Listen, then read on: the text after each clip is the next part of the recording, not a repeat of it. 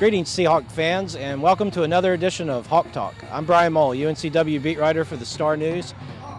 We're going to look back at last week's games, talk about what happened to the Seahawks, but first, here's a look at Midnight Madness.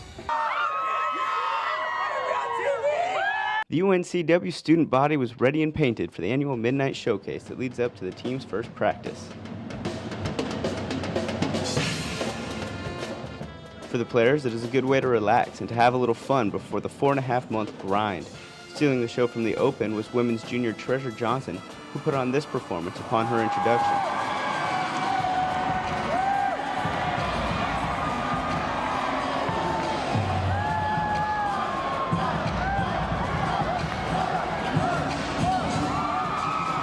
The fans were treated to entertainment throughout the night as well.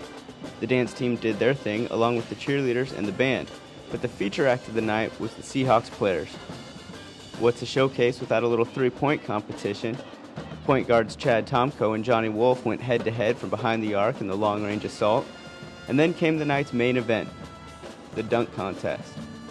Just about the whole roster attempted to show off their high-flying abilities. Creativity was at the forefront, and some stuffed it with more success than others. Dominique Lacey and Keith Renderman got some style points, but failed to connect on these attempts. But Lacey had a chance to redeem himself with this crowd-pleasing jam.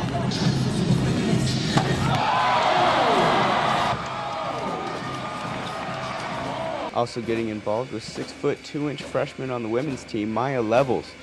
Her first attempt was a little off, but on try number 2, she brought the crowd to its feet.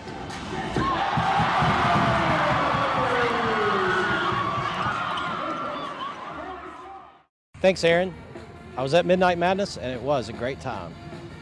Well, the Seahawks had a tough opening week. They were undermanned in each of their first 2 games and suffered 2 defeats. Let's take a look at those games now. The Seahawks dug a double-digit deficit hole in the first half at Appalachian State on Friday night, and despite a late rally, were dealt a season-opening defeat. The Mountaineers gutted the Hawks' defense early with dribble penetration and thrived at the free throw line, outscoring UNCW 33-19 there. Junior center John Fields delivered in his Seahawks debut, controlling the paint on both ends to produce 21 points, 7 rebounds, and 4 blocks. All were game highs. On Sunday at home against George Washington, the story was reversed. The Seahawks started strong but fizzled late. With Fields serving a 1-game CAA-issued suspension, the Colonials pounded UNCW inside in a tightly officiated game.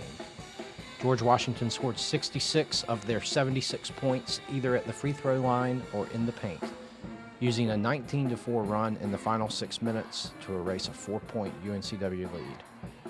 Junior point guard Chad Tomko returned from injury and entered the lineup, scoring 13 points in 25 minutes off the bench, and Montez Downey ignited the sparse Trask Coliseum crowd with a flurry of first-half three-pointers. The Seahawks will have a chance to bounce back from those 2 defeats this week when they head down to the Charleston Classic, where they'll play 3 games in 4 days, heading to the Low Country and hoping to leave on a high note. UNCW coach Benny Moss is looking forward to having a full roster for the first time this season, with 3 games scheduled in 4 days this week at the Charleston Classic. The Seahawks opened the tournament at 4 Thursday against 2009 NIT champion Penn State, led by All-American candidate Taylor Battle, a flashy point guard. The game will be televised on ESPNU. Finally, having the inside-outside combo of Tomko and Fields on the floor should ignite the offense, solidify the defense, and smooth Moss's substitution patterns. That wraps up the show for this week. Be sure to tune in next Tuesday for another edition of Hawk Talk. We'll look back at the Charleston Classic and look ahead to the home game with VMI. Stay tuned to StarNewsOnline.com or my blog for all the latest information.